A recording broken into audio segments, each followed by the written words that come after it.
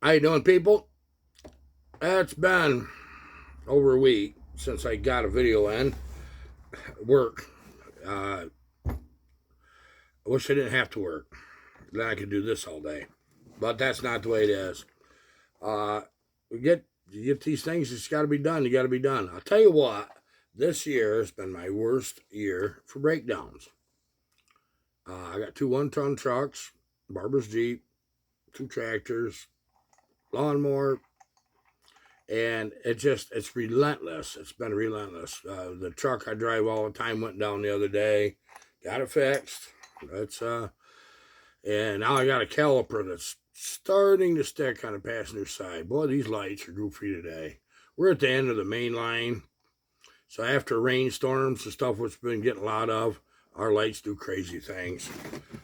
These LEDs are really prone to it. We got LEDs in here everywhere. Okay, Buckin Billy's 371. I did get a little bit of running on just about 2 minutes. We'll start it here in a bit. I'll go through a few things with this saw.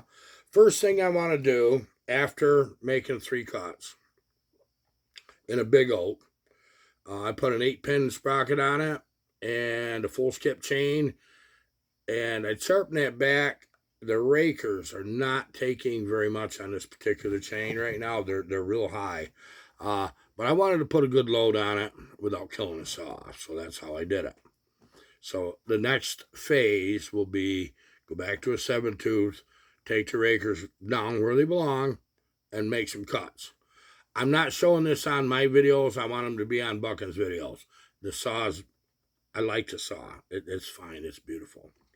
It really is. The only complaint I got, as a logger standpoint, this saw's got way too much compression. I'll tell you that right now. It really does. Can we deal with that? Yes, there's things you can do. You got to dirt bike the darn thing. That's what you got to do. Yep. You know, you guys that know about how them big dirt bikes are to start, you can't kick the darn things over very good. So what you end up with, you bring it up where you got your full compression, then you get it started down. It gets another little compression. You stop right there, and then you go ahead and give it a full kick. At least go through once. That's the way this saw starts, which I'll show you. I'll show you that. But I'm really curious about the compression on this saw. So I think the next thing I would need to do is find my plug wrench, and let's get this darn plug out and do a compression test. Well, I can't pull it good enough to get a good reading yet, really. I know it's got more than that. Yeah, it does. I know. I'm looking for right around 200 is what I really don't mind. 190, that's what I really like to see. I don't really want to see over that with this saw.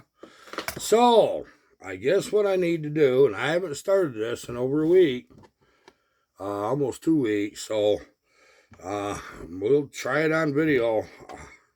I know it's a bugger. It really is. We're getting a cool down here. I kind of liking that.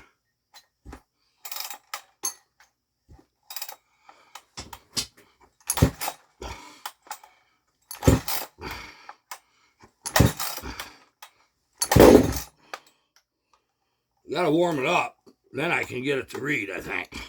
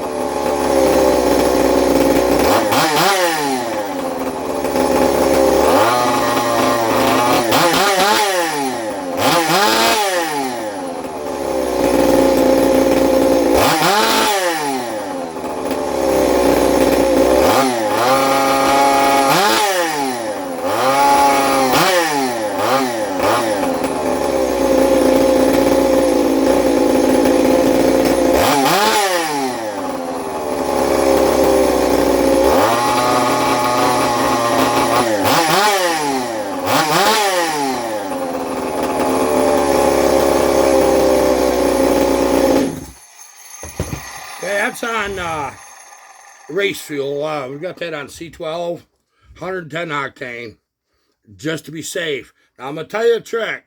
If you think the high octane fuels is better for your saw, that's fine. If you want to run 100, that's a little easier with a more sane compression, something that doesn't pull so hard. I'm going to tell you what the deal is. The higher your octane, the slower the burn rate. I promise you that. If we kept this saw on C12, which is 110, we would have to advance the timing around 3 degrees, 4 degrees, because a slower burn rate needs more of a spark lead. 91, 92 octane non-ethanol needs less timing advance. In fact, I don't even advance them as a rule, as long as they're right where they ought to be. And then the 372s and all the steels and electronic ignition, they're very accurate from the factory. If you get one you think the numbers are off, you better check your numbers again, because it's rare. I'm not saying it don't happen, but it does. So high octane needs more time in advance because it's a slower burning fuel. You have to get that energy. So with this not being advanced, it's not going to have the performance it would if I advanced it. I'm unsure whether Buck and Billy can get this kind of fuel there or wants to. We will be putting this on pump gas with an anti-knock additive, which we'll get into that once we get there. But let's see if I got enough heat into this to be able to get a good compression rating. What it is, when it's cold, it's just so hard to pull. It's a little ridiculous. If this was, for me, a saw that I was going to run and really try to make production logging or something, I wouldn't have built this one anyway. This is more for fun, because we said we were going to get into the fun, and we are. That was a nice light brown plug before I started. It got just slightly darker. I might as well show it to you. But that was a nice plug color before I started. But starting them cold, you know the deal. I'll plug this booger in. And I'll whip this over just a bit. And if I can't get this to turn over, what I'll have to do is I'll probably have to go in my decomp hole and get some kind of a bushing that fits in that fits this gauge. So let me take care of this. Okay, other than I bumped that, but I end up with 185 on my gauge. It says 182 right now, but I had 185. So what that means is dry, no oil. I got 185. That'll raise 10 points running. The minute it fires, it'll automatically raise 10. That's a big voltage draw. I think we got a bad transformer out on the pole. I checked our electric. We're good. But it is what it is. Welcome to rural America. Okay, so knowing we have 10 pounds more, which I need next time I'm in town, I don't know when that'll be, but I need to get a little adapter that actually, this one doesn't screw in to my plug there for my decomp plug. As we can test the compression running, then you can see what the difference is. Actually, what's kind of neat is when you plug into your decomp plug and you're running the saw, you'll be surprised. Once they're under load, they'll actually get right with it. They'll gain some good compression in the cut. So I know that I'm going from 185 static to, I can't really roll it over far enough to really get a good swing on it. It'll be 195. It'll be right on the button at 195. So we've hit our target for compression. I mean, the saw wheel's nice. I mean, that's nice. I like that. Until you put the plug in it. Then all kinds of things happen. Now, there was something I was wanting to explain. Some of you guys asked some questions. Geez, I should have brought my tablet out so I can answer them. Piston weight. This is the piston. Well, actually, it's not the piston, but this style piston doesn't have the window. Was quite a bit heavier than what we put in it. I used a 272 piston and had the machine the top of the piston to get a big dome, which you guys seen that in the other video. And but being windowed, and we went in and lightened it. Now, I've never told you this. I'm going to share. It's not a secret, but an almost a secret on how I keep these pistons together in these saws. This is a highway piston. Yes, it is. I'll go through and I'll remove that material in there. I bevel all my edges, all my sharp corners. I'll bevel them. And I'll get rid of all these stress risers in this piston. Don't try to get that piston super light. You will break it if you get it too thin. I'm going to promise you that, any piston. But you see this channel right in here? That's much lower than here and here. I blend them right in together. Okay, on both sides, on this side too. Same thing. Okay, this piston in this saw weighed 79 grams. I think the piston that came with it was 106 or something. So I saved a lot of weight. Now that makes horsepower. Most importantly, it saves my bearings. Because when you realize how many times a second these saws are changing directions, more than you'd ever believe. It's way more than you'd ever believe. So when I get done with that, I'll clean my piston chemically. I'll make sure there's nothing on it. And I'll grab it with something like that. And when Barb ain't looking, I throw it in her countertop electric oven. 450 degrees for 4 hours. When that 4 hours is up, I grab it just like that again, and I dump it in a bucket of cold water. Just tap water, cold water. A gallon. And quench it. Now, what that does, that strengthens that piston. You just heat treated that. A common question that people have, well, gee, won't that shrink that piston? Is my wrist pin still going to fit? It doesn't change the dimensions, none. You start getting up there at 600 degrees or better, you'll have problems.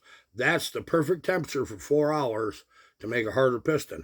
What it is, it lays the platelets down.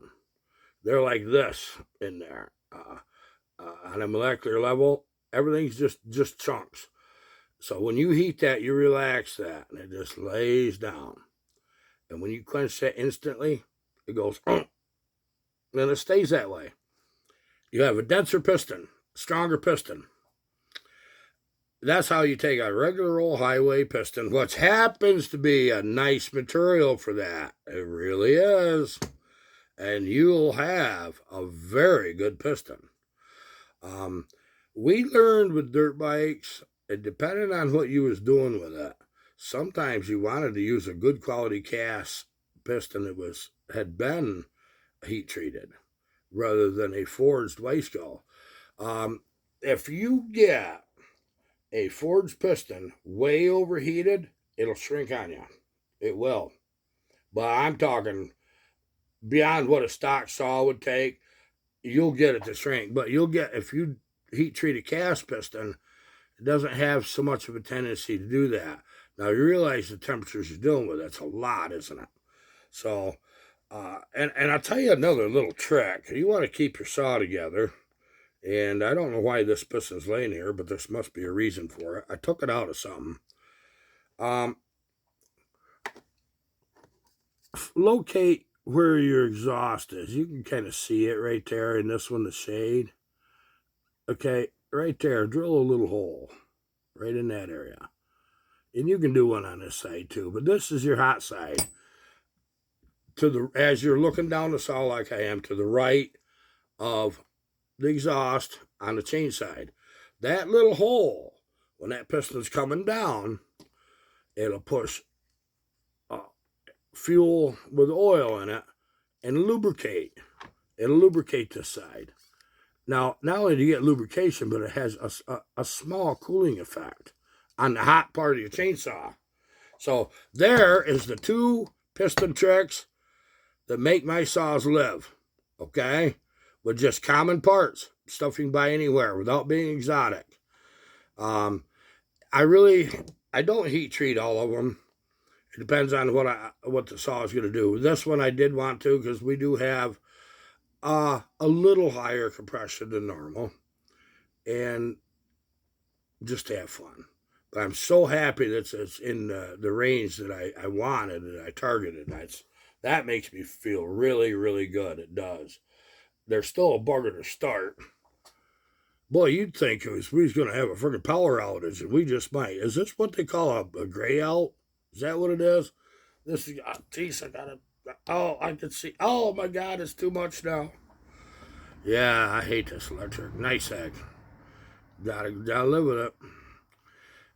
When it's not raining, we don't have this problem. It's when it's raining, or it's real hot and everybody's running air conditioners. It'll just like that.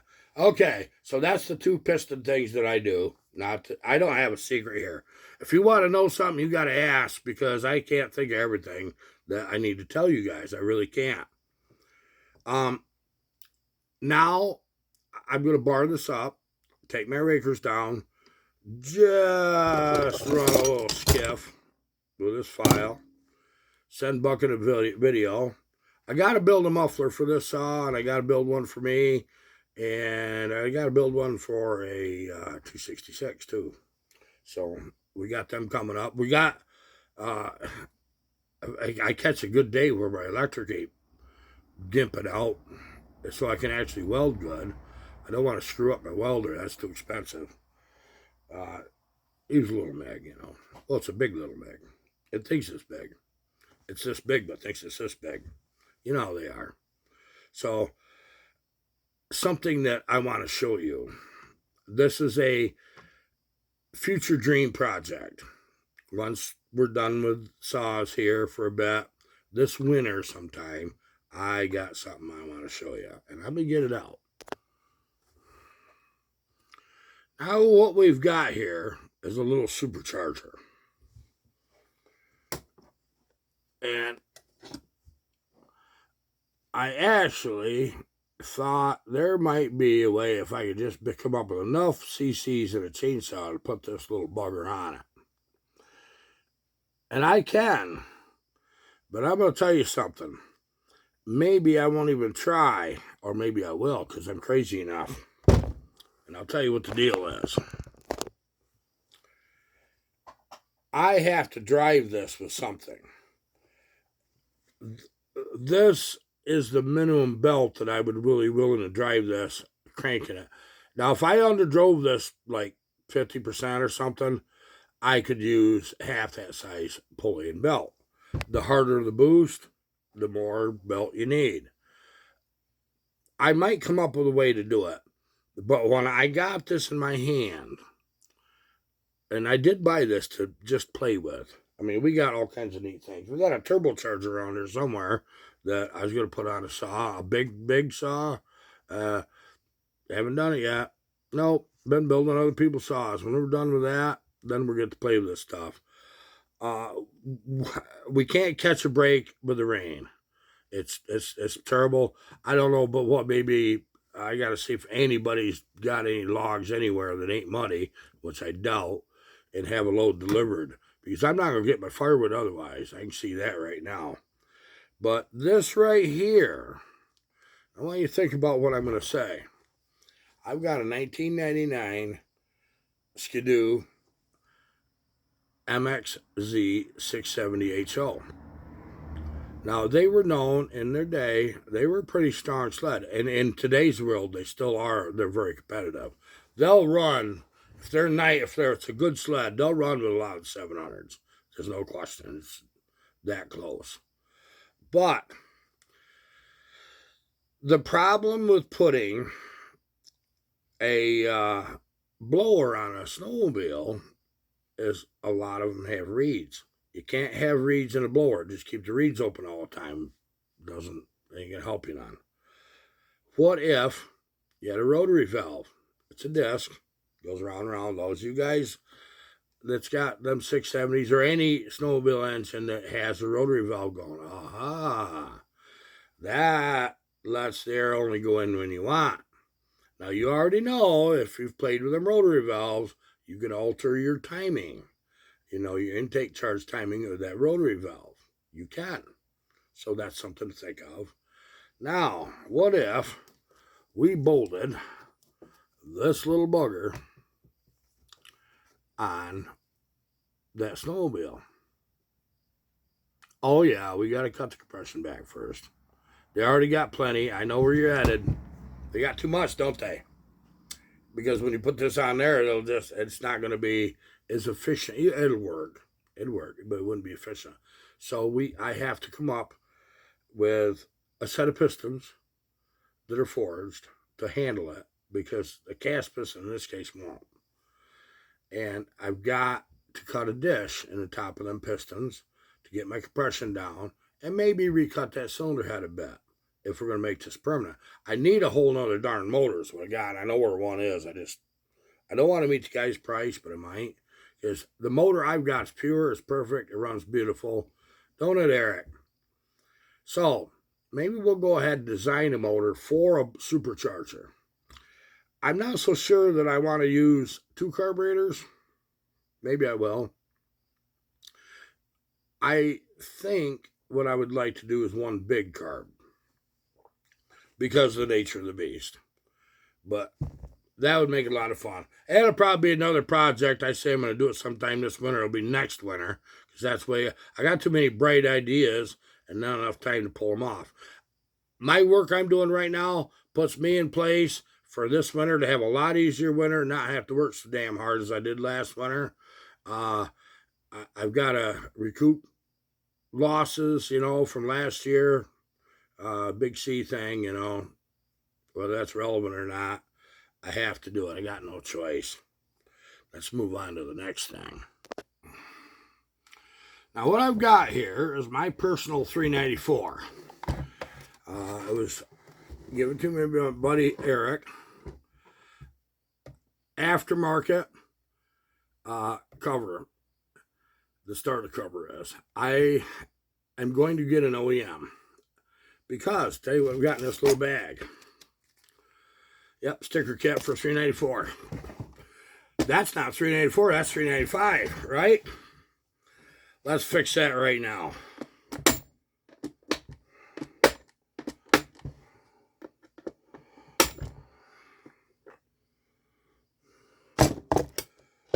Here's the cover it was on it.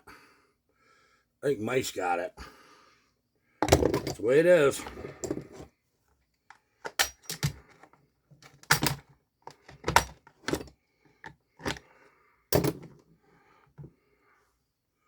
Okay, I'll save that because that'll work on a saw. We might build a big version of Junkyard Dog. What do you think of that? Air filter. Isn't that nice? OEM Husqvarna. Brand new.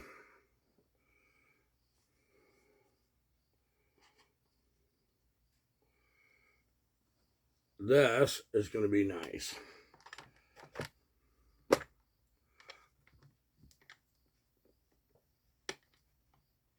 Boy, my fingers hurt so bad today.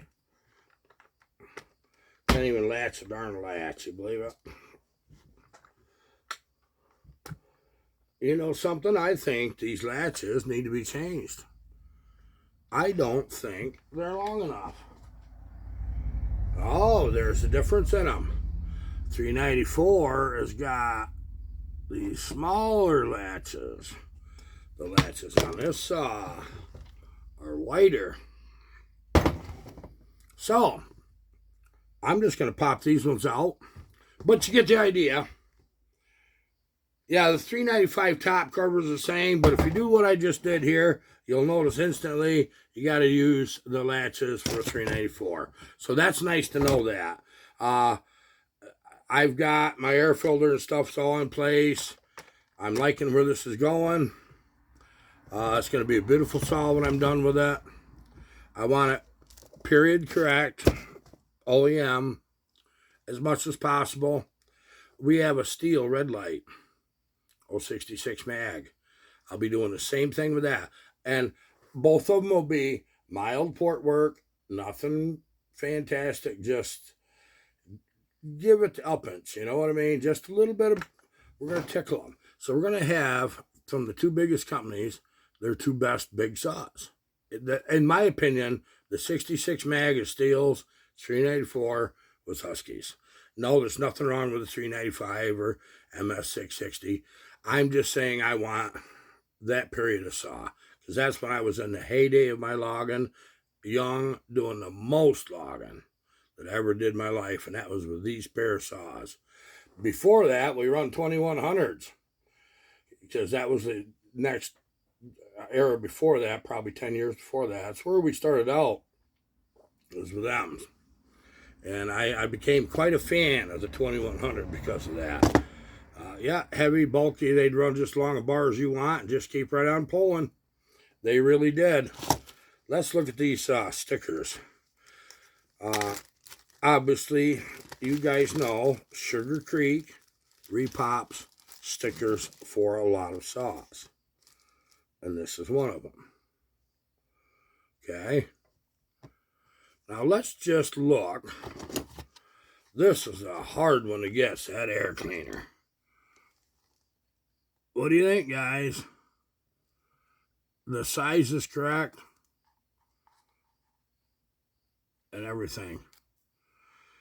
You can get, for these saws, the complete sticker package. This is top cover one. Starter cover.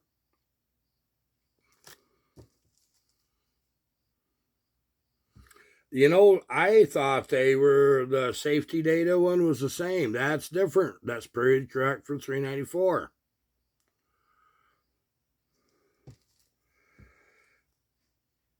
Here's the change side cover one for the 394. I'm liking this stuff. We're going to have a beautiful saw when I'm done here. Once we do that, run it a bit this winter probably, I will be taking the saw and going to the next level with it. There will be some changes made. I'm going to run a stock muffler that's just opened up. I don't want to alter the saw a lot. I want to proof this build, proof the concept. I don't need more power. At least I got all I need. Yeah, I don't need more.